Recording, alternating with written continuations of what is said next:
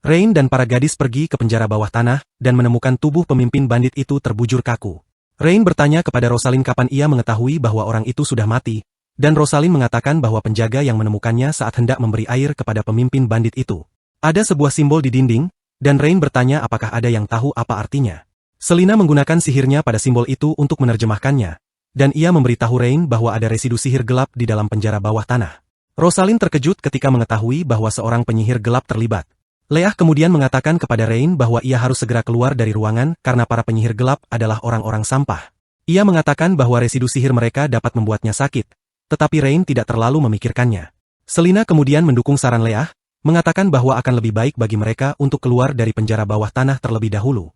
Ia menjelaskan bahwa para penyihir gelap biasanya bersembunyi di sudut-sudut gelap dan meskipun mereka tampak diam, mereka sangat mematikan. Selina mengatakan bahwa para penyihir gelap memiliki sihir kuat yang bisa menyebabkan bencana besar seperti wabah. Rain terkejut mendengarnya dan ia bertanya apakah para penyihir itu mempelajari bakteri. Selina menjelaskan bahwa motif penjahatan pemimpin bandit itu masih menjadi misteri bagi mereka. Ia mengatakan bahwa jika tujuan penjahatan hanya untuk membungkamnya, maka tidak ada yang perlu ditakutkan. Namun, jika penyihir gelap itu menargetkan Rain, mereka tidak punya pilihan selain membuat rencana antisipasi. Setelah meninggalkan penjara bawah tanah, Rain mengunjungi panti asuhan tempat para gadis ditampung. Rain memperkenalkan diri kepada mereka dan memberitahu bahwa ia adalah orang yang telah menyelamatkan mereka. Ia memberitahu bahwa mereka memiliki dua jalan untuk dipilih. Jalan pertama adalah memberitahu di mana rumah mereka agar mereka bisa dipulangkan ke keluarga mereka. Jalan kedua adalah bagi mereka yang tidak punya tempat untuk kembali. Ia memberitahu bahwa ia bisa mencarikan pekerjaan dengan makan dan tempat tinggal sehingga mereka bisa tinggal di kota. Jika mereka memilih jalan kedua, mereka akan menjadi rakyatnya. Setelah menjelaskan semuanya, ia bertanya apakah ada di antara mereka yang tahu dari mana mereka berasal. Namun, ruangan itu langsung sunyi, membuat Rain terkejut. Ia kembali bertanya apakah tidak ada satupun dari mereka yang mengetahui dari mana mereka berasal. Arya kemudian mengungkapkan bahwa sebagian besar anak-anak itu diculik sejak kecil, dan telah mengalami terlalu banyak tipu daya serta intimidasi. Elria mengatakan bahwa hal ini mungkin membuat mereka percaya bahwa tidak ada orang yang benar-benar ingin membantu mereka. Elria memberitahu Rain bahwa mungkin butuh waktu baginya untuk mendapatkan kepercayaan mereka. Rain membanggakan diri, mengatakan bahwa hal itu tidak diperlukan karena ia adalah yang terbaik dalam membimbing anak-anak. Rain kemudian menyuruh Leah pergi ke dapur untuk mengambilkan kue bagi anak-anak, dan ia memintanya membawa banyak. Setelah kue tiba, Rain memberitahu anak-anak bahwa kue yang mereka lihat adalah yang terbaik. Ia memberi salah satu gadis sebuah kue untuk mencobanya. Ia meyakinkan gadis itu bahwa ia bebas menolak jika merasa kue itu tidak manis. Gadis itu memakan kuenya dan mengunyahnya dengan sangat bersemangat, hingga menarik perhatian yang lainnya. Anak-anak lain segera berlari ke nampan untuk mengambil kue mereka sendiri. Mereka semua menikmatinya dengan gembira dan Rain memberitahu bahwa sudah waktunya mereka memainkan permainan Truth and Dare. Salah satu dari mereka bertanya permainan apa itu, dan ia menjelaskan bahwa itu permainan sederhana di mana mereka bergiliran mengambil kartu pertanyaan. Orang yang mengambil kartu pertanyaan harus menjawab dengan jujur atau menerima tantangan kecil. Ia memberitahu mereka bahwa menjawab atau menyelesaikan tantangan akan memberi mereka satu kue. Beberapa jam kemudian, Rain berhasil membangun kedekatan dengan sebagian besar gadis-gadis itu. Salah satu dari mereka memperkenalkan diri sebagai Mia dan mengatakan bahwa rumahnya berada di sebelah timur kota, di sebuah desa kecil bernama Glen. Rain menepuk kepalanya, mengatakan bahwa ia adalah anak yang berani karena telah memberitahunya hal itu. Ia meyakinkan Mia bahwa ia akan menugaskan orang untuk mengantarnya pulang dengan selamat. Rain lalu menoleh pada Elria, memintanya untuk mengatur orang-orang yang akan mengawal anak-anak yang mengetahui rumah mereka. Rain menyadari bahwa ia harus menemukan seseorang yang bisa merawat anak-anak itu untuk sementara waktu. Namun, ia memutuskan untuk memeriksa apakah ada bakat menjanjikan di antara para gadis itu. Ia tahu bahwa ini adalah kesempatan langka untuk merekrut mereka secara langsung. Ia memindai semuanya, tetapi ia kecewa karena mereka semua tampak biasa saja. Tiba-tiba, ia menyadari bahwa gadis berambut merah, Alia, memiliki statistik yang luar biasa. Rain terkejut ketika melihatnya karena statistik Alia hampir sama dengan milik Leah. Kemudian, Priscilla memanggil Knox untuk menanyakan mengapa pemimpin bandit itu mati. Knox memberitahu Priscilla bahwa ia tidak menghabisi orang itu. Ia menyebut bahwa satu-satunya yang ia lakukan hanyalah menyiksanya sebentar dengan sihir gelap. Priscilla bertanya apakah orang itu mengetahui sesuatu, tetapi Knox menjawab tidak. Knox mengklaim bahwa bandit itu tampaknya berada di peringkat bawah, sehingga ia tidak tahu apa-apa. Hal ini menimbulkan pertanyaan misterius karena Priscilla tidak tahu mengapa seseorang repot-repot menghabisinya jika ia memang tidak mengetahui apa-apa. Knox kemudian menjelaskan bahwa ia menduga kematian orang itu dimaksudkan untuk memicu sesuatu, bukan untuk membungkamnya. Knox mengungkapkan bahwa ada beberapa mantra dalam sihir gelap yang memerlukan mayat sebagai prasyarat. Karena mereka sedang berhadapan dengan entitas yang kompleks, Priscilla memerintahkan Knox untuk memastikan bahwa Rain aman setiap saat.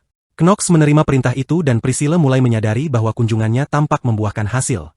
Di tempat lain, Oscar sedang bersenang-senang di kamarnya ketika pelayannya datang untuk memberitahu bahwa seseorang yang penting datang menemuinya.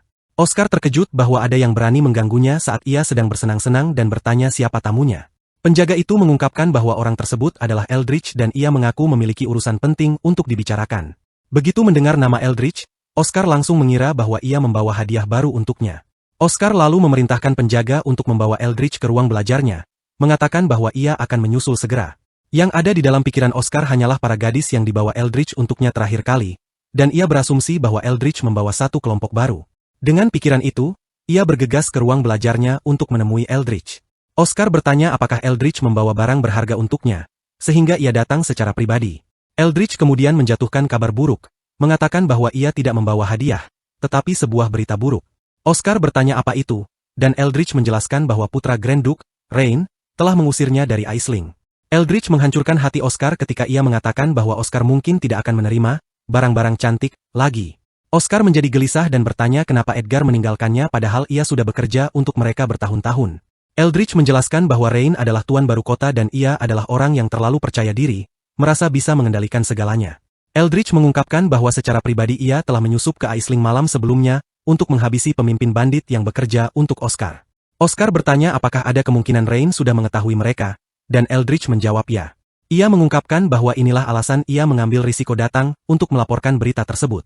Oscar kemudian bertanya apakah Rain akan bergerak melawannya dan Eldritch mengingatkannya bahwa kekaisaran tidak mengizinkan perdagangan budak lintas perbatasan. Lebih buruk lagi, pandangan politik Oscar bertentangan dengan keluarga Edgar. Eldritch yakin Grand Duke mungkin akan menggunakan ini untuk menyerang Oscar. Di dalam hatinya, Oscar ketakutan karena ia tahu jika Kaisar mengetahui apa yang ia lakukan, ia akan mati. Putus asa untuk bertahan hidup, ia bertanya apakah Eldritch memiliki ide.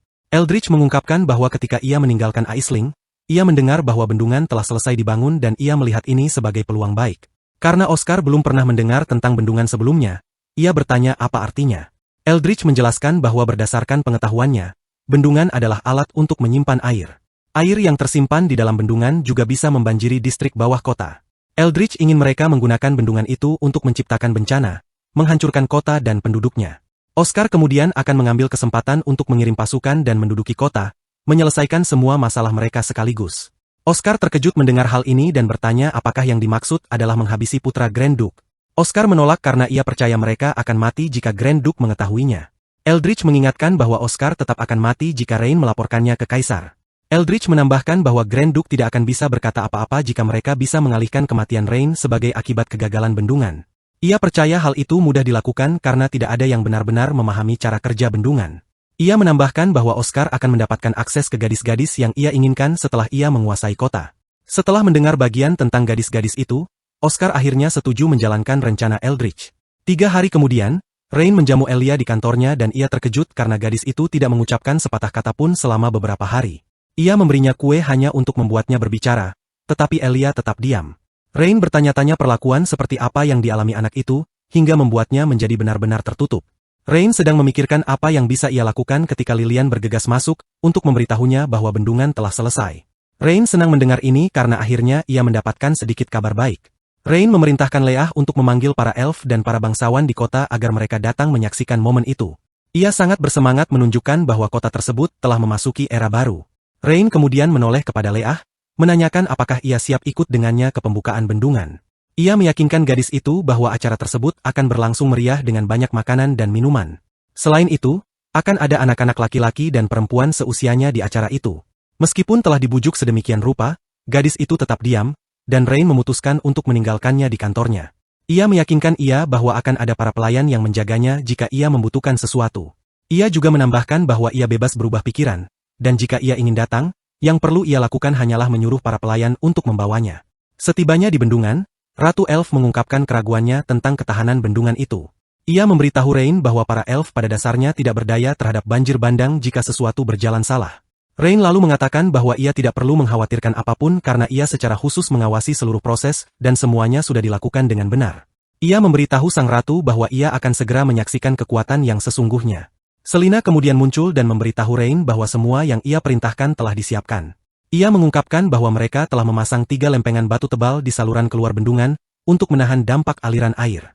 Ia juga menyebut bahwa mereka telah memasang sistem roda gigi besi untuk mengatur aliran air dan mencegah bendungan kehilangan kendali secara tiba-tiba.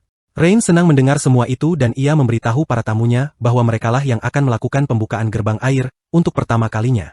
Namun, Ratu Elf tetap takut dan menunjuk pada kenyataan bahwa ada begitu banyak air di sisi lain. Ia mengatakan bahwa jika terjadi sedikit kesalahan, lahan pertanian di bawah akan menghadapi bencana. Priscilla juga menunjukkan kekhawatirannya dengan bertanya, apakah membuka gerbang itu aman mengingat betapa masifnya gerbang tersebut. Priscilla mengingatkan saudaranya bahwa mereka tidak bisa mempertaruhkan nyawa penduduk. Rain sekali lagi meyakinkan keduanya bahwa jumlah air di bendungan sama sekali tidak menimbulkan ancaman. Ia menjelaskan bahwa desain bendungan telah melalui banyak eksperimen dan verifikasi. Bahkan, ia sendiri memastikan keselamatan setiap langkah yang dilakukan. Rain mengungkapkan bahwa air akan mengalir dengan lancar ke hilir dan lahan pertanian akan menerima irigasi yang melimpah.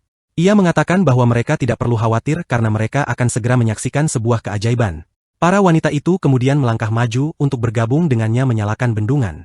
Mereka hampir memulai ketika Eldritch muncul dari atas mereka dengan senyuman menyebalkan seperti biasanya. Para elf kebingungan, dan Priscilla menjelaskan kepada mereka bahwa Eldritch adalah mantan wali kota yang memberontak dan diusir oleh Rain.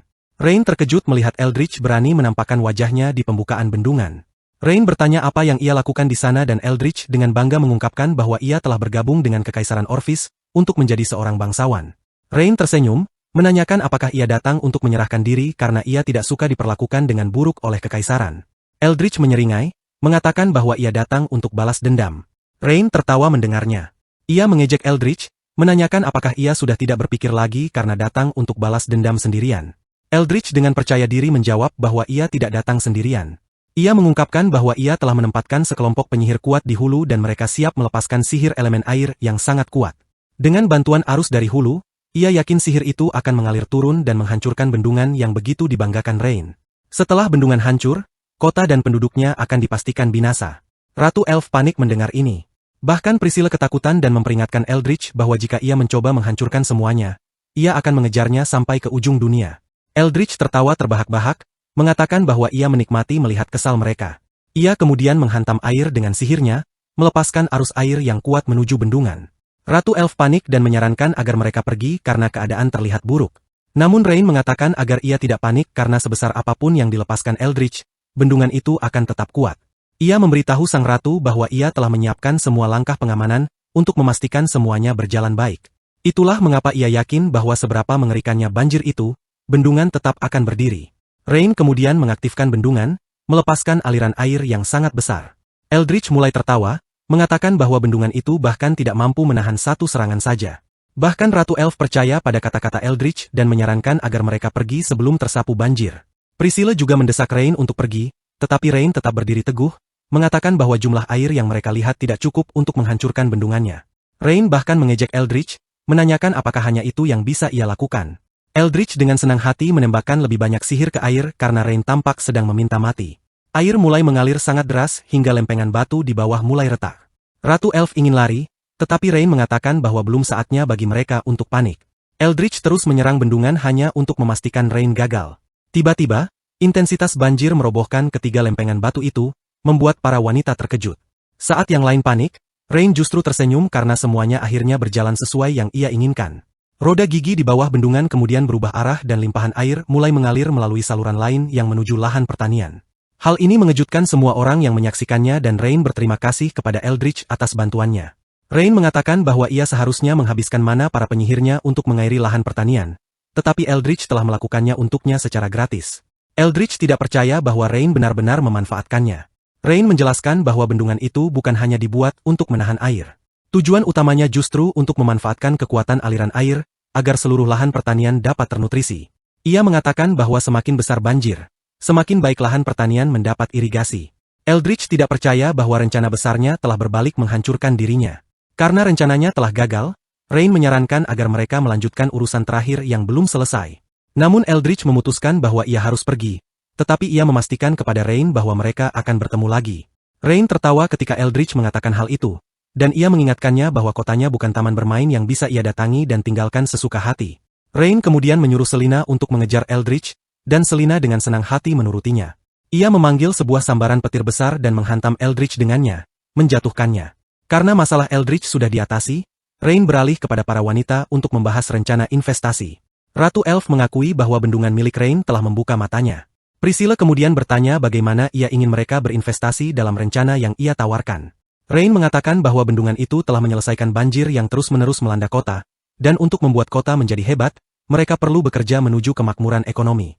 Ratu Elf bertanya apakah ia berencana membangun karavan untuk mencapai hal itu, tetapi Rain berkata tidak. Rain mengungkapkan bahwa rencananya adalah menghasilkan uang dari para karavan tersebut. Priscilla bertanya apakah ia berencana menaikkan biaya tol karena ini ide yang buruk dan akan menimbulkan kebencian di antara para karavan. Rain lalu menjawab bahwa anggapan itu juga salah. Rain mengungkapkan bahwa ia berencana membangun sebuah komunitas yang melayani karavan yang lewat, sehingga mereka bisa menghabiskan semua uang mereka saat berada di kota. Rain kemudian membawa mereka ke satu-satunya jalan dari kota yang mengarah ke benteng perbatasan. Ia menunjukkan sebuah tempat yang dulunya merupakan kasino dan mengatakan bahwa lokasi tersebut sangat menguntungkan untuk apa yang ingin ia lakukan. Ia mengatakan bahwa selama mereka membangun area layanan di sana, karavan yang melintas pasti akan berhenti untuk membelanjakan uang. Ratu Elf menunjukkan bahwa area itu sekarang dalam keadaan hancur total, dan bertanya mengapa area layanan bisa bertahan jika kasino saja tidak. Tanpa diketahui Ratu Elf, Rain adalah orang yang memerintahkan penghancuran kasino tersebut, tetapi tentu saja ia tidak bisa memberitahu mereka. Rain berbohong bahwa alasan kasino itu gagal adalah karena salah kelola oleh pemilik sebelumnya. Namun, ia yakin mereka bisa melakukannya dengan lebih baik. Ratu Elf kemudian bertanya apa yang ia maksud dengan area layanan yang ia bicarakan. Rain menjelaskan bahwa area layanan adalah fasilitas komprehensif, dan ia menunjukkan cetak birunya. Ia mengatakan bahwa area layanan mencakup tempat istirahat, toko, kandang kuda, dan sebagainya. Rain mengatakan bahwa area layanan itu dirancang khusus untuk menyediakan layanan bagi karavan dan para pelancong. Pada dasarnya, ini adalah pusat komersial yang mengintegrasikan istirahat, persediaan, perdagangan, dan komunikasi. Ratu Elf mengakui bahwa Rain baru saja mengemukakan ide yang bagus. Rain kemudian menjelaskan bahwa perdagangan antara kota dan benteng perbatasan biasanya sering terjadi. Selain itu, jumlah karavan yang lewat setiap hari tidak terhitung banyaknya. Rain mengatakan bahwa penduduk sekitar juga akan tertarik ke area layanan karena transportasinya yang mudah setelah area itu dibangun. Ia mengatakan bahwa ini akan menghasilkan lebih banyak konsumsi dan investasi yang akan mendorong perkembangan industri lainnya. Setelah ia selesai menjelaskan, Ratu Elf bertanya apa yang akan didapat kaum Elf karena sejauh ini semua yang ia sebutkan hanya menguntungkan manusia. Rain dengan bangga mengatakan bahwa tempat itu akan menjadi pusat distribusi gandum, yang berarti seluruh populasi Elf tidak perlu lagi khawatir tentang kekurangan makanan. Wajah Ratu Elf cerah mendengar hal ini, dan Rain menjelaskan bahwa beberapa karavan akan melewati area layanan setiap hari. Dengan ini, kaum Elf akan dapat membeli cukup makanan dan produk pertanian lainnya. Rain menjelaskan bahwa dengan demikian ras Elf akan menjadi lebih makmur. Setelah mendengar semua penjelasan membosankannya, Ratu Elf memberitahu Rain bahwa ia bersedia mempercayai rencananya. Ia mengatakan bahwa jika jalan tersebut dapat membawa makanan dan kemakmuran tanpa henti, maka kaum Elf akan mendukungnya dengan segala yang mereka miliki. Rain lega mendengarnya dan bertanya kepada sang ratu berapa banyak yang bersedia ia investasikan untuk awal. Ratu mengatakan bahwa ia ingin mencoba dulu dengan 150.000 koin emas. Ia meyakinkan Rain bahwa jika investasinya efektif, ia akan memberikan lebih banyak lagi. Rain terkejut mendengar jumlah uang yang rela dikeluarkan sang ratu sekaligus. Saat itulah ia akhirnya memahami apa arti sebenarnya menjadi kaya. Rene tidak percaya bahwa ia baru saja mendapatkan investor besar yang akan mendanai semua yang ia butuhkan. Ratu kemudian mengatakan bahwa ia akan mengirim orang-orangnya sendiri untuk mengawasi proyek tersebut. Rain meyakinkan Ratu bahwa ia tidak perlu khawatir karena ia sendiri yang akan mengawasi tugas itu untuk memastikan semuanya memenuhi standar tertinggi. Setelah pertemuan selesai, Rene segera pergi memberitahu Leah bahwa semuanya berjalan lancar. Leah kemudian menjawab bahwa semua itu berkat kebijaksanaan dan ketekunannya. Rene mengatakan bahwa masalah investasi mungkin sudah selesai, tetapi masih ada masalah lain seperti pengelolaan dana yang perlu ditangani. Ia menyuruh Leah memanggil Selina, dan beberapa saat kemudian Selina muncul.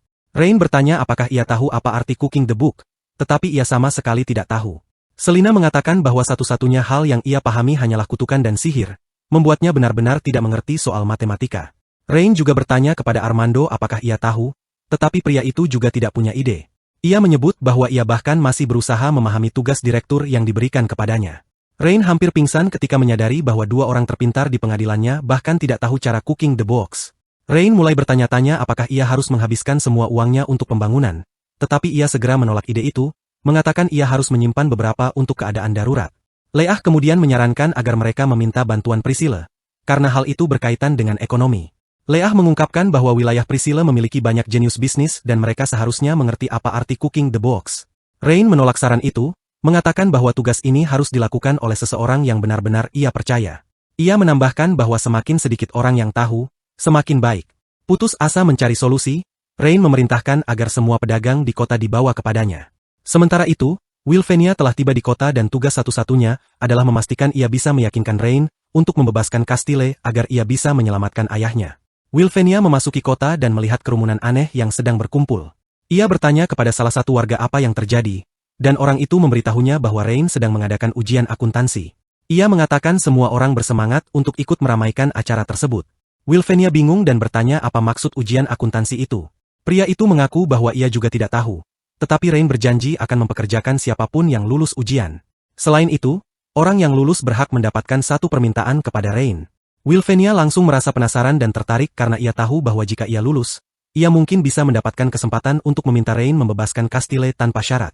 Semua orang mulai bergegas menuju kursi mereka untuk mengikuti ujian, dan Rain mengawasi langsung. Ia secara khusus menyusun ujian ini untuk proyek area layanan yang akan datang. Ia merasa bahwa melemparkan soal-soal yang tidak dapat dipecahkan kepada para peserta adalah ide yang jenius. Rain sudah membayangkan seperti apa masa depan kota nantinya.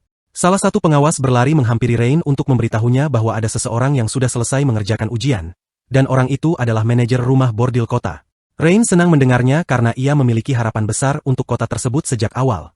Namun, harapannya langsung hancur ketika ia menyadari bahwa kertas ujian itu kosong. Pria itu benar-benar tidak menulis apapun, dan alasannya adalah ia sama sekali tidak memahami pertanyaannya. Rain bertanya mengapa ia mengikuti ujian jika ia tidak mengerti pertanyaan yang diberikan. Pria itu membela diri dengan mengatakan bahwa istilah dalam soal seperti balance sheet, depreciation, dan amortization terlalu rumit baginya. Rain tidak percaya bahwa tidak ada satupun yang memahami cooking the books seperti yang ia harapkan. Ia merasa mereka semua akan berakhir di penjara jika ia mencoba menjelaskannya lebih jelas lagi. Intinya, cooking the books adalah memanipulasi catatan keuangan untuk menyembunyikan kerugian, menggelapkan dana, atau menipu pemangku kepentingan. Setelah selesai memarahi pria bodoh itu, seorang pengawas lain menunjukkan lembar jawaban yang tampak menjanjikan. Namun, pria itu hanya menulis bahwa ia memiliki seorang putri berusia 8 tahun yang belum dijodohkan, dan ia ingin Rain mengambil gadis itu. Rain tidak percaya dengan apa yang ia lihat, dan berharap ia bisa langsung melempar pria itu ke penjara untuk menjalani pendidikan ulang ideologis. Rain memegangi kepalanya karena kesal, dan orang-orang mulai menyadarinya. Wilfenia juga melihat hal ini, dan akhirnya memutuskan untuk mengikuti ujian. Ia mendekati salah satu penjaga yang menanyainya siapa dirinya. Ia hanya menjawab bahwa ia adalah seorang turis dan meminta salah satu lembar ujian. Karena semua orang kecuali kaum elf diizinkan mengikuti ujian, penjaga itu memutuskan memberinya kesempatan. Namun, ia memberitahu bahwa sejauh ini tidak ada yang bisa menjawab lebih dari 2 pertanyaan. Wilfia duduk dan mulai membaca soal-soal tersebut, dan ia hampir kehilangan akal ketika menyadari bahwa Rain sebenarnya sedang mencari seseorang untuk membantunya cooking the books. Ia menyimpulkan bahwa Rain tidak berbeda dari pejabat korup di negaranya. Namun, ia tahu bahwa ia akan memiliki keuntungan besar atas Rain jika bisa menjawab pertanyaan-pertanyaan itu dengan benar. Ia memutuskan untuk menyingkirkan harga dirinya demi menyelamatkan ayahnya.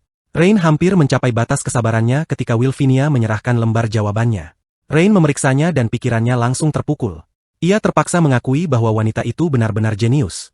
Ia bahkan mengerjakannya lebih baik dari yang ia harapkan, meskipun ia menyadari bahwa ia belum pernah mendengar nama wanita itu sebelumnya. Ia kemudian bertanya dari mana asalnya. Wilfenia menyebut bahwa ia berasal dari Kekaisaran Orphis, dan para penjaga langsung sigap bersiap menangkapnya. Namun, Rain menghentikan mereka dan bertanya kepada Wilfenia mengapa ia datang ke Aisling. Wilfenia menjawab santai bahwa ia datang untuk bernegosiasi, dan ini langsung menarik perhatian Rain. Rain kemudian membawa Wilfenia ke kantornya dan memberitahunya bahwa ia sangat puas dengan jawabannya. Ia bertanya apakah ia adalah penasihat keuangan Kekaisaran Orphis, tetapi wanita itu berkata tidak. Ia mengatakan bahwa ia hanya tahu sedikit tentang keuangan. Rain terkesan karena jawabannya sangat rinci dan ia memutuskan untuk memindai statistiknya untuk mengetahui apa yang sedang ia hadapi. Rain terkejut ketika mengetahui bahwa wanita itu memiliki atribut khusus dalam matematika. Rain menyadari bahwa Wilfenia adalah bakat yang ia butuhkan dan ia harus menemukan cara untuk mempertahankannya. Rain kemudian bertanya apa yang diinginkan Kekaisaran Orphis darinya, karena ia mengaku datang untuk bernegosiasi. Wilfenia berkata terus terang bahwa ia datang untuk Castile karena Kekaisaran Orphis berharap Rain bisa membebaskannya. Sebagai imbalannya, Kekaisaran bersedia memberikan sejumlah besar uang. Rain tertarik pada pertukaran itu, tetapi ia memberitahu Willinia bahwa ia tidak tertarik pada uang. Wanita itu terkejut mendengarnya dan mulai menyadari bahwa Rain mungkin menginginkan wilayah itu untuk dirinya sendiri. Wilfenia kemudian bertanya apa syarat pembebasan yang ia ajukan. Tanpa basa-basi, Rain menunjuk Wilfenia, bertanya apakah ia siap menjadi pengikutnya. Wilfenia terkejut mendengar hal itu, dan Rain memberitahunya bahwa itu adalah permintaan paling masuk akal yang bisa ia ajukan. Ia mengungkapkan bahwa Wilfenia jauh lebih berharga baginya dibandingkan Castile. Wilfenia tidak percaya bahwa Rain benar-benar menawarinya kesempatan menjadi pengikutnya, sesuatu yang ia anggap sebagai lelucon. Wilfenia bertanya apakah Rain mencoba menghina dirinya karena ia adalah seorang bangsawan dari Kekaisaran Orphis dan tidak mungkin tunduk pada negara musuh. Rain memberitahu bahwa ia tidak main-main dalam masalah seperti ini karena Wilfenia adalah individu berbakat yang tidak boleh ia sia-siakan.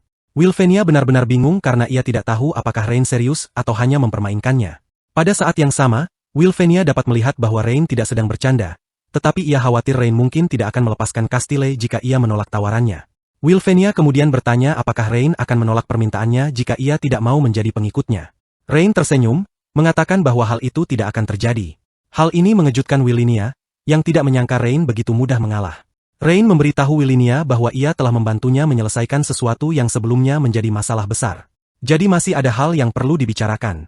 Rain mengatakan kepada wanita itu bahwa ia membutuhkan individu berbakat seperti dirinya untuk menjadikan kota itu sebagai kota yang makmur. Wilfenia menundukkan kepala dengan sedih, mengatakan bahwa permintaan Rain mungkin menggoda, tetapi ia tidak bisa menyetujuinya. Rain bertanya mengapa ia menahan diri dari permintaan itu, dan apakah itu karena kejayaan kekaisaran yang sudah kuno. Wilfenia mengakui bahwa ayahnya masih dipenjara di Kekaisaran Orphis dan ia harus membawa Castile kembali bersamanya. Ia berencana menggunakan Castile untuk merundingkan pembebasan ayahnya. Rain akhirnya memahami kesulitannya dan ia menyadari bahwa memenangkan Wilfenia dengan paksa mungkin tidak akan berjalan baik. Wilfenia kemudian mengingatkan Rain bahwa ia telah berjanji untuk mengabulkan satu permintaan kepada siapapun yang berhasil lulus ujian. Ia mengatakan bahwa ia berharap Rain menepati janjinya. Rain tersenyum mendengar hal ini dan ia memerintahkan salah satu penjaganya untuk membawa Castile keluar dari penjara bawah tanah, karena Wilfenia akan membawanya pulang. Wilfenia merasa lega mendengarnya dan ia berterima kasih kepada Rain atas kebaikannya. Beberapa saat kemudian, Wilfenia dan Castile mulai bergerak menuju Kekaisaran Orphis dan mereka dikawal oleh orang-orang Rain. Castile menunjukkan amarahnya di dalam kereta, mengatakan bahwa Rain telah mempermalukannya, dan ia berjanji akan membalas dendam. Wilfenia tidak percaya bahwa Castile begitu bodoh, hingga masih memikirkan balas dendam setelah kalah.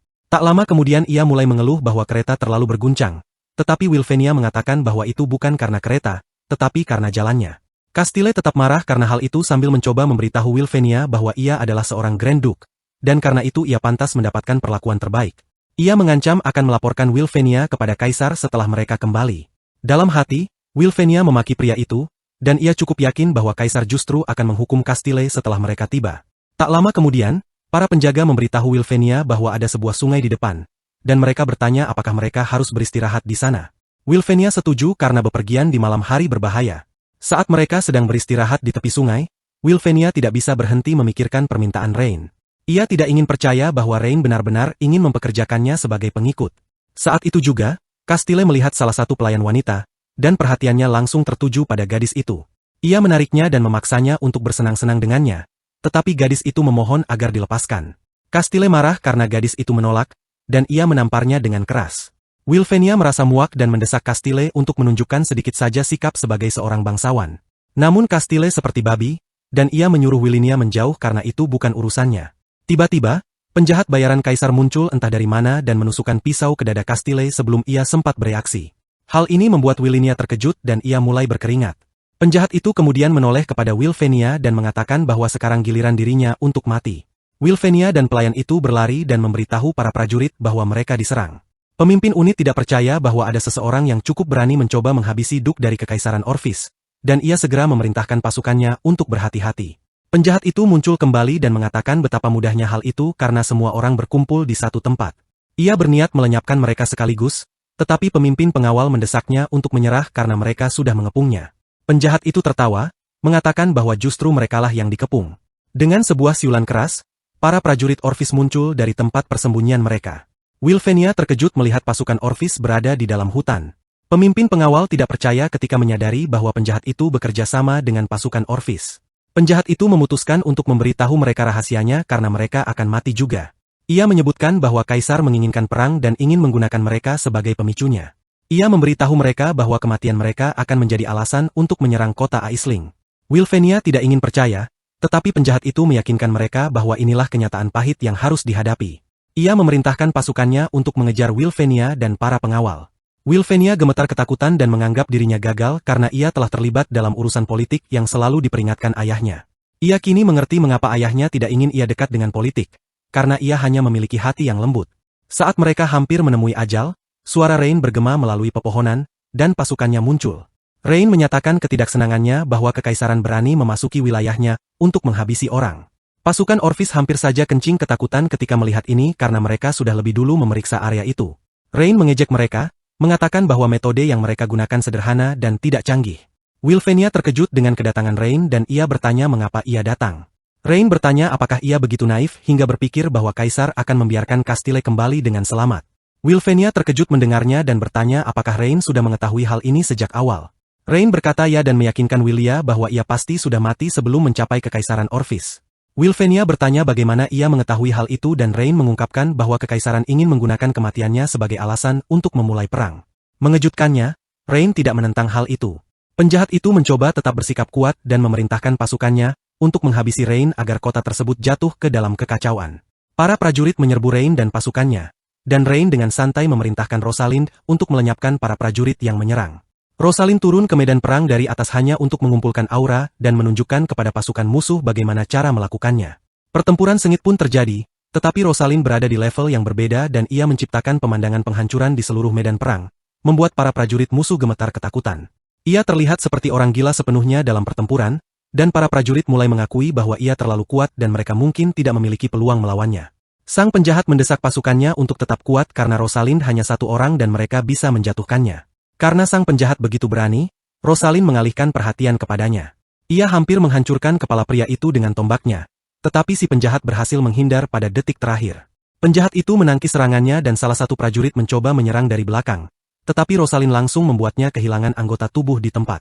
Rosalind kembali beralih kepada si penjahat dan ia memberikan tendangan kuat yang membuat pria itu tersandung mundur. Ia terbatuk karena kelelahan dan Rosalind mendesaknya untuk menyerah jika tidak ingin mati. Penjahat itu dengan berani mengatakan bahwa ia tidak takut padanya, dan Rosalind memberinya alasan untuk takut.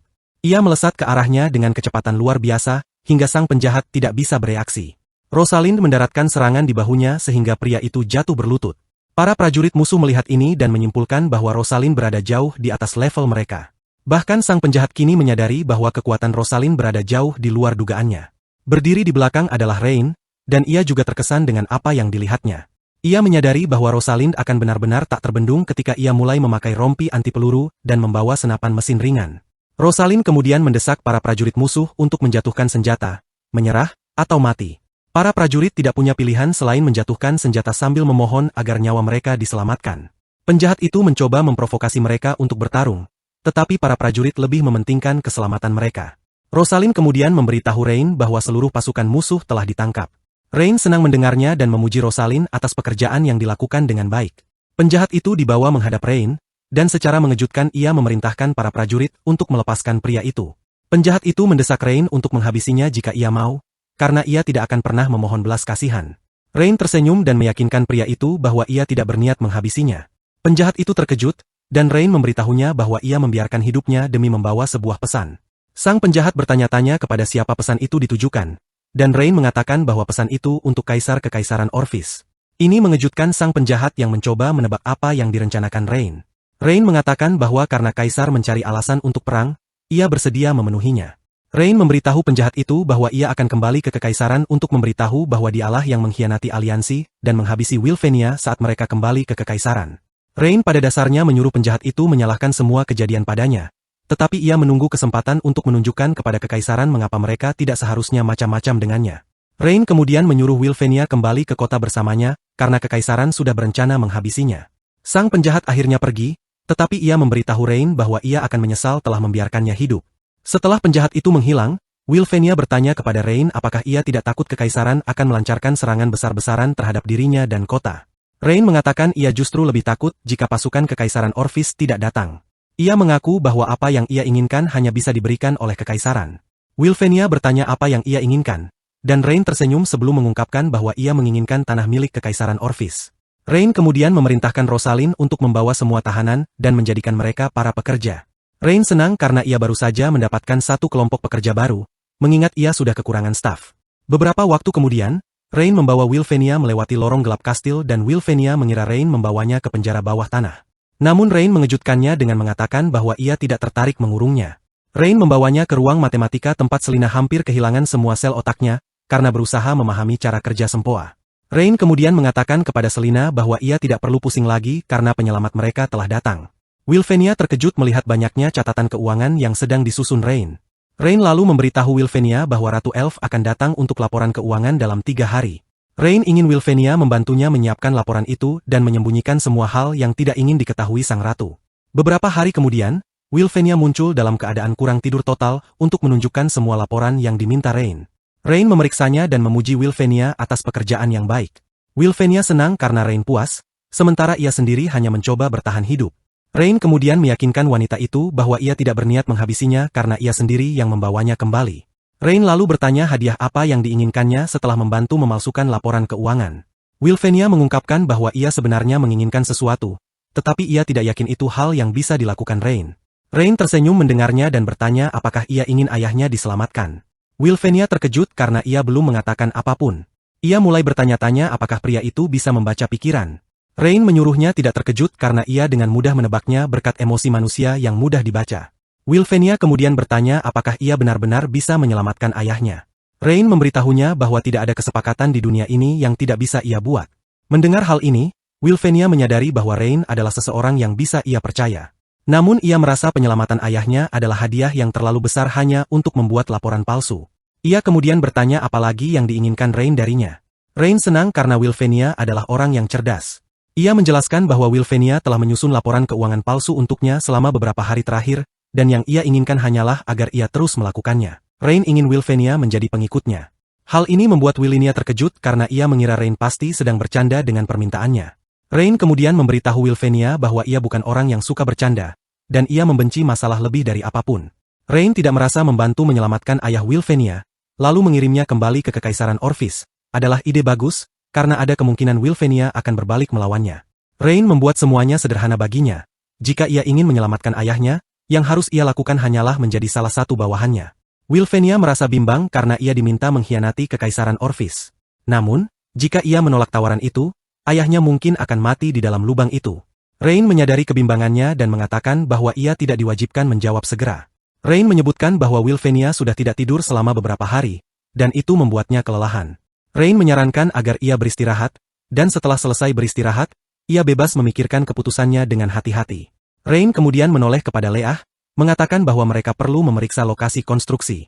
Beberapa saat kemudian, Rain tiba di lokasi itu dan kepala tim menyambutnya, memintanya ikut agar bisa menunjukkan perkembangan proyek yang sedang berlangsung. Rain senang karena pembangunan berjalan lancar, berkat tenaga tambahan dari para tahanan. Rain kemudian melihat seorang pengawas yang memukuli salah satu tahanan dengan kasar. Dan kepala tim menjelaskan bahwa orang itu kehilangan keluarganya beberapa tahun lalu ketika Kekaisaran Orphis menyerang kota. Karena dendam itu, ia bersikap kejam pada para tahanan. Kepala tim ingin bicara dengannya mengenai hal tersebut, tetapi Rain menghentikannya. Hal ini mengejutkan kepala tim, dan Rain mengingatkannya bahwa pasukan Kekaisaran Orphis tidak bersikap lunak kepada warga sipil saat menyerbu, jadi tidak ada alasan bagi mereka untuk bersikap lunak juga. Rain mengatakan bahwa ia tidak keberatan metode apapun yang digunakan selama tidak ada yang mati sebelum area layanan selesai dibangun. Kepala tim meyakinkan Rain bahwa ia akan mengawasi agar semua orang selamat hingga proyek selesai. Rain lalu menanyakan berapa jam mereka bekerja setiap hari dan berapa kali mereka makan. Orang itu menjawab bahwa mereka bekerja 8 jam sehari dan makan 3 kali. Karena sudah memasuki musim gugur, Rain meminta kepala tim menambah 2 jam lagi dalam jam kerja mereka. Kemudian, Rain bertemu dengan Ratu Elf untuk menyerahkan laporan keuangan. Sang ratu memeriksanya, dan meski firasatnya mengatakan ada sesuatu yang salah, ia tidak tahu bagian mana yang janggal. Ia bertanya kepada Rain apakah ada yang salah dengan laporan itu, tetapi Rain meyakinkan bahwa banyak usaha telah dilakukan untuk memastikan seluruh data akurat. Ratu Elf memutuskan mempercayai ucapannya dan mengatakan bahwa ia berharap Rain tidak mengecewakannya, karena sejauh ini ia puas dengan semua yang ia lihat. Ia memberikan Rain 150.000 koin emas yang dijanjikan. Ia mendesaknya untuk menyelesaikan area layanan secepat mungkin, dan Rain meyakinkan bahwa tidak lama lagi ia akan melihat pusat komersial yang berkembang pesat berdiri dari tanah. Ratu Elf lalu menanyakan masalah Rain dengan Kekaisaran Orphis. Ia ingin tahu apakah mereka akan berperang dan apakah itu akan memengaruhi kerja sama mereka. Rain menenangkannya bahwa tidak ada yang perlu dikhawatirkan, karena ia telah menyiapkan pertunjukan bagus untuk Kekaisaran Orphis, dan ketika waktunya tiba, mereka semua akan mendapat manfaat darinya. Tak lama kemudian, Kaisar mengumpulkan para pejabatnya untuk memberitahu bahwa ia menerima laporan bahwa Castile telah mati dalam perjalanan menuju Kekaisaran. Para pejabat terkejut mendengarnya, dan Kaisar menunjukkan surat berlumur darah yang dikirim oleh mata-matanya. Ia meminta pelayannya membacakan surat itu, dan di dalamnya disebutkan bahwa Rain bekerja sama dengan Wylvenia untuk menghabisi Castile dan para penjaga di hutan.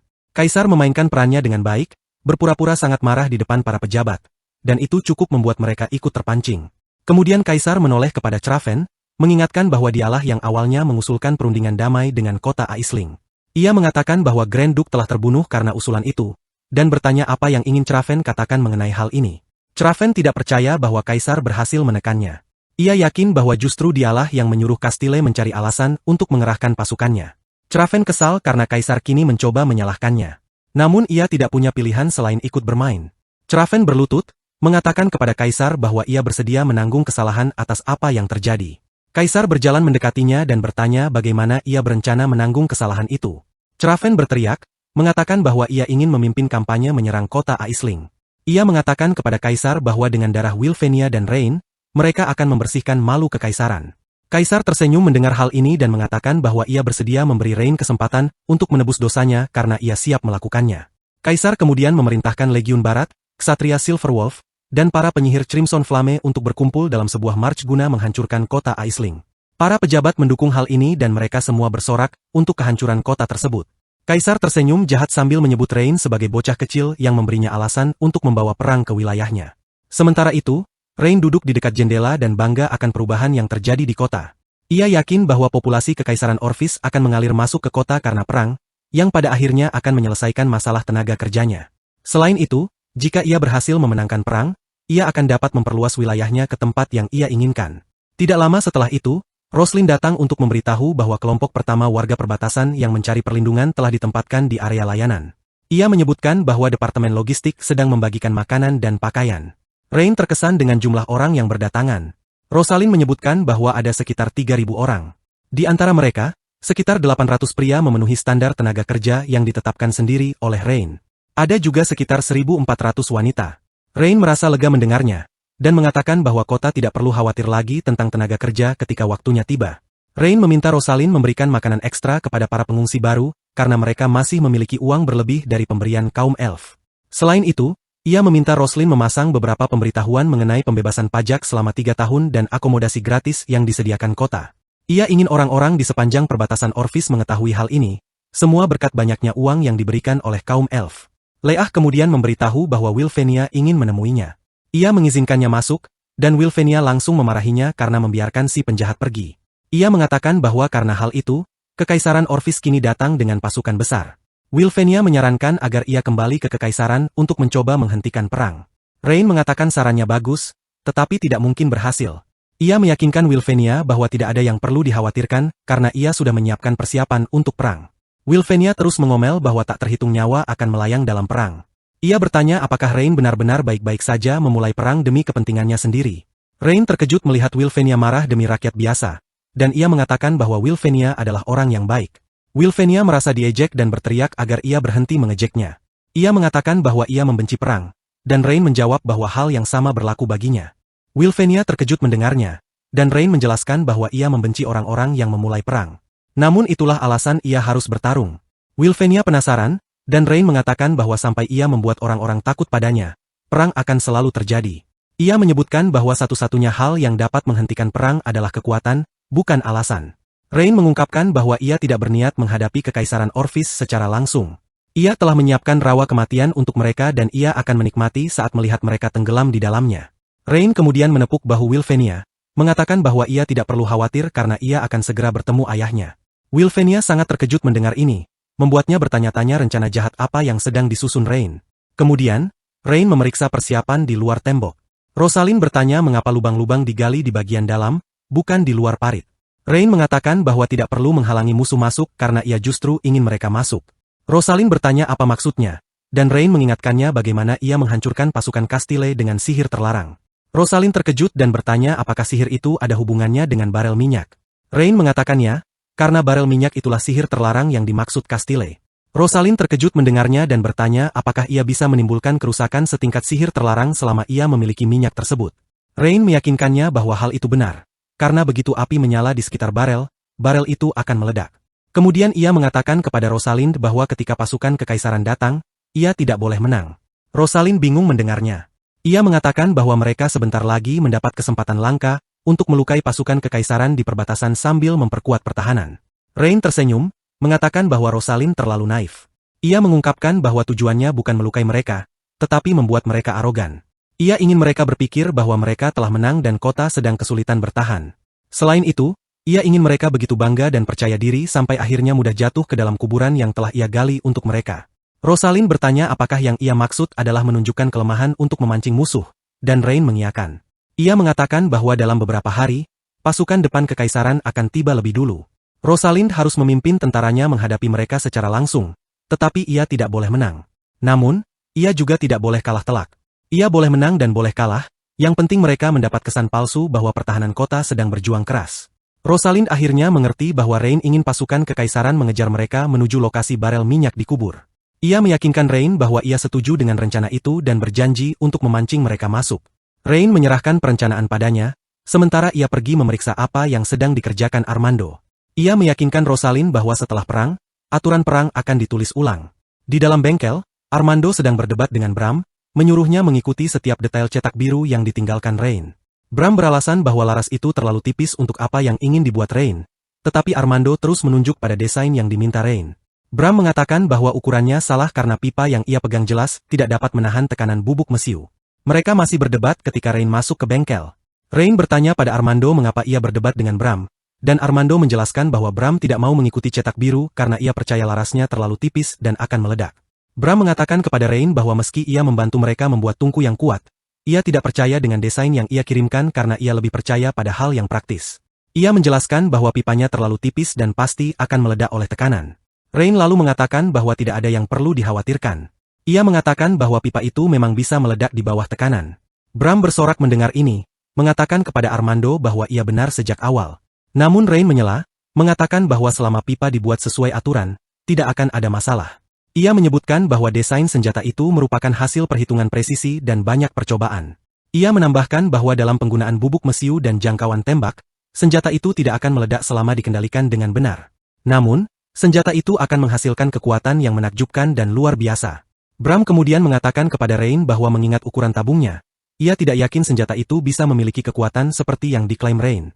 Rain meyakinkannya bahwa dari jarak 50 meter, satu tembakan bisa menembus dada seorang prajurit berkuda yang memakai baju zirah berat. Para kurcaci mendengar ini dan tertawa terbahak-bahak, menganggap Rain hanya bercanda. Karena tidak ada yang siap mempercayainya, Rain menyuruh mereka mengikuti desain dan membuat satu senjata untuknya. Bram setuju, mengatakan bahwa mereka akan melihat apakah gambar rancangan itu bisa menghasilkan seperti yang dikatakan Rain. Bram juga penasaran untuk melihat apakah pemahaman dan kebijaksanaan Rain benar-benar bisa mematahkan keyakinan mereka. Tak lama kemudian, para kurcaci selesai membuat senjata itu. Rain memeriksanya dan terkesan karena senjata itu dibuat dengan sempurna. Bram segera menuntut untuk melihat kekuatan senjata itu, yang menurut Rain luar biasa. Rain menyarankan untuk mencobanya di luar. Armando khawatir soal keselamatan dan ingin mencobanya sendiri, tapi Rain meyakinkannya bahwa tidak ada yang perlu dikhawatirkan. Ia mengatakan bahwa desainnya memungkinkan senjata menembak dengan stabil. Mereka keluar dan menempatkan baju zirah seorang kesatria di kejauhan untuk ditembak Rain. Rain menembak, dan mengejutkan mereka, peluru bergerak dengan kekuatan dan kecepatan luar biasa hingga menembus baju zirah itu. Para kurcaci tidak percaya dengan mata mereka sendiri melihat seberapa besar daya tembak senjata itu. Bram menatapnya dengan terkejut dan menyadari bahwa senjata itu benar-benar bisa menembus pelindung dada kesatria terbaik. Ia bertanya-tanya dari mana Rain mendapatkan semua ide gilanya. Bram menyadari bahwa munculnya senjata ini cukup untuk mengubah lanskap perang dan mungkin mengakhiri era malam hari. Rain kemudian menoleh ke Bram dan bertanya apakah ia kini yakin. Bram berlutut, mengatakan bahwa ia dan para kurcaci akan setia padanya selamanya. Bram mengakui bahwa kebijaksanaan Rain jauh melampaui mereka, dan mereka bersedia menjadi pandainya untuk menempa senjata terkuat. Kurcaci lain terkejut melihat bos mereka berlutut, dan mereka menuntut tahu mengapa ia bersujud kepada Rain. Bram menatap mereka dengan jijik dan menyuruh mereka diam. Ia bertanya apakah mereka yakin cukup kuat untuk menahan kekuatan senjata itu. Para kurcaci menyadari posisi mereka yang tidak menguntungkan dan cepat-cepat berlutut, bersumpah setia kepada Rain. Namun, Rain mengatakan bahwa mereka salah paham karena ia tidak butuh sumpah kesetiaan. Bram bertanya maksudnya, dan Rain mengatakan bahwa janji bukanlah hal paling dapat diandalkan di dunia ini. Rain percaya bahwa tidak ada yang lebih kuat daripada keuntungan. Akhirnya Bram menyadari apa yang Rain inginkan. Ia bersujud, meyakinkan bahwa cetak biru tidak akan bocor dan mereka tidak akan mengkhianatinya. Rain lega mendengar ini, tapi ia meminta Bram menunda urusan kesetiaan dan sumpah untuk lain waktu. Ia mengatakan bahwa yang ia ingin dari Bram adalah memproduksi senjata secara massal untuk persiapan perang mendatang. Bram segera mengakui perintah itu. Tak lama kemudian, Traven dan pasukan kekaisaran tiba di pinggiran kota. Ia memilih bukit untuk melihat kota dengan jelas dan memerintahkan pasukannya mendirikan kemah di sana. Salah satu komandan terkejut karena mereka tidak segera menyerang kota yang jelas tidak sebanding dengan kekuatan mereka. Kapten pasukan setuju dan mengatakan kepada Traven bahwa mereka tidak perlu berhati-hati. Traven tidak percaya betapa bodohnya para prajurit itu. Ia kemudian mengingatkan mereka tentang Castile dan pesan yang dikirim sebelum kematiannya, mengatakan bahwa Rain menggunakan sihir terlarang selama perang. Para komandan menertawakannya, mengatakan tidak mungkin Rain memiliki penyihir level terlarang di kota. Mereka menganggap Castile berbohong untuk menutupi kekalahannya. Namun di dalam hati, Traven yakin informasi itu bukan bohong, dan percaya ada penyihir level terlarang di kota. Traven menyuruh mereka berhenti berdebat, dan mengungkapkan niatnya menemui Rain keesokan harinya, ditemani seseorang dari guild penyihir. Komandan terkejut, bertanya apakah Traven mencoba berdamai. Traven mengungkap ingin melihat Rain untuk memastikan apakah ia benar-benar memiliki penyihir level terlarang. Traven mengatakan bahwa jika demikian, mereka harus berhati-hati karena tidak ada yang tahu bagaimana pertempuran akan berlangsung. Ia juga mengingatkan bahwa mereka di sana untuk meredam pemberontakan, bukan menyerang, sehingga mereka membutuhkan alasan yang sah. Ia menegaskan agar mereka bertindak sopan atau akan menyesal. Menyadari keseriusan Traven, kedua komandan itu memastikan akan berperilaku baik. Tidak lama setelah itu, Rain menerima pesan bahwa Traven ingin berbicara dengannya, sekaligus membawa orang untuk memeriksa apakah ia benar-benar memiliki penyihir level terlarang. Rain terkesan dan mengakui bahwa kekaisaran memang memiliki orang-orang pintar. Ia memberitahu pengawalnya untuk membiarkan mereka masuk. Tak lama kemudian, Traven dan penyihirnya masuk ke kantor Rain untuk berbicara. Rain bertanya mengapa ia datang sebelum perang dimulai. Traven menyampaikan kekhawatirannya tentang sihir level terlarang yang digunakan Rain terhadap Castile. Penyihir bersama Traven mengatakan bahwa mereka berharap Rain mau bekerja sama dengan investigasi mereka. Jika tidak, Rosalind marah dan menegur penyihir itu karena berbicara kasar kepada Rain. Penyihir itu dengan berani menjawab bahwa aturan guild penyihir tidak terikat pada formalitas bangsawan manusia. Ia mengatakan satu-satunya cara ia akan membungkuk pada Rain adalah jika Rain bisa membuktikan bahwa ia lebih pintar. Rosalind kemudian bertanya bagaimana Rain seharusnya membuktikannya. Penyihir itu mengatakan ia memiliki metode yang sangat sederhana dan mengeluarkan sebuah teka-teki tangram. Ia berkata bahwa jika ada seseorang di ruangan yang bisa memecahkan teka-teki itu, ia akan langsung bersujud kepada Rain. Rain terkejut melihat tangram itu karena ia tahu bahwa itu hanyalah mainan anak-anak di kehidupan sebelumnya. Ia kecewa karena tingkat kecerdasan seorang penyihir diukur dengan mainan anak-anak. Selina juga mengenali teka-teki itu dan menjelaskan bahwa itu adalah teka-teki untuk ujian kenaikan tingkat penyihir, dan selalu ada banyak kemungkinan susunan. Namun, dalam kasus langka, teka-teki itu bisa disusun sempurna kembali ke dalam bingkai. Selina menjelaskan bahwa teka-teki ini menguji imajinasi spasial dan kemampuan berpikir logis luar biasa seorang penyihir. Penyihir kekaisaran dengan percaya diri mengatakan bahwa Selina benar. Ia menambahkan bahwa bahkan seorang penyihir tingkat tinggi pun membutuhkan waktu yang cukup lama untuk menyelesaikan teka-teki itu. Faktanya, ia sendiri membutuhkan sebulan penuh untuk akhirnya memecahkannya. Ia kemudian memberitahu Rain bahwa jika ia bisa memecahkannya, ia akan langsung bersujud. Rain menunjukkan ekspresi kecewa karena tidak percaya bahwa penyihir itu butuh sebulan hanya untuk mainan edukatif anak usia 4 tahun.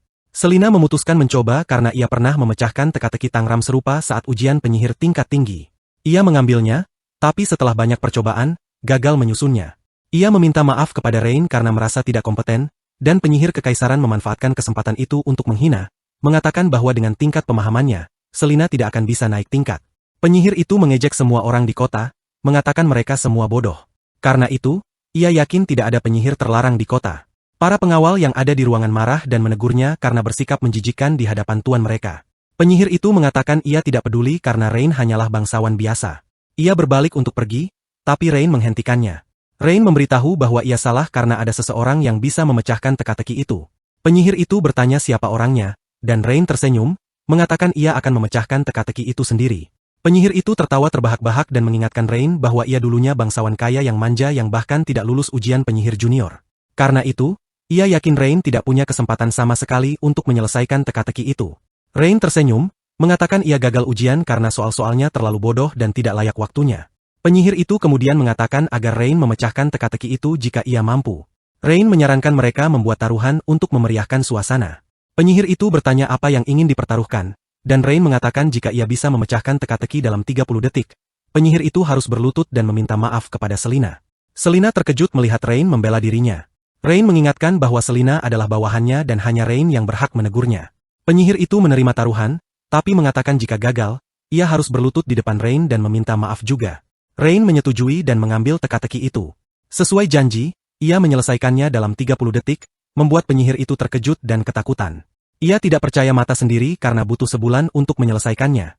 Karena teka-teki telah terselesaikan, Rain mengingatkan penyihir itu tentang taruhan mereka. Penyihir itu mengklaim bahwa itu hanya keberuntungan, bukan keterampilan nyata. Rain menjawab bahwa ia tidak peduli apakah itu keberuntungan atau tidak, karena intinya adalah teka-teki itu tersusun sempurna.